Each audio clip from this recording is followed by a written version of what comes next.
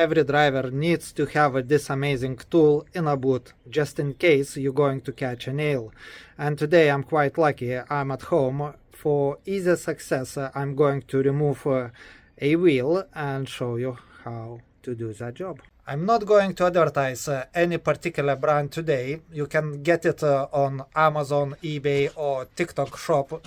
Simply type tire repair kit and get one for yourself.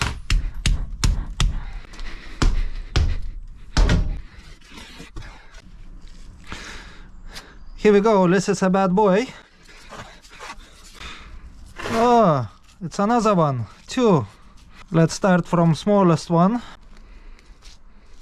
It's no issue with this one. Okay, before I'm gonna take out, I'm gonna prepare straight away things.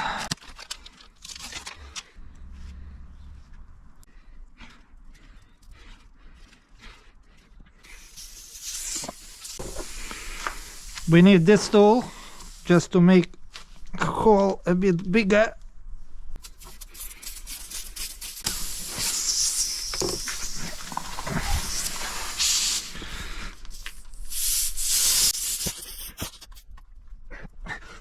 Squeeze it a bit inside and then just simply take it over.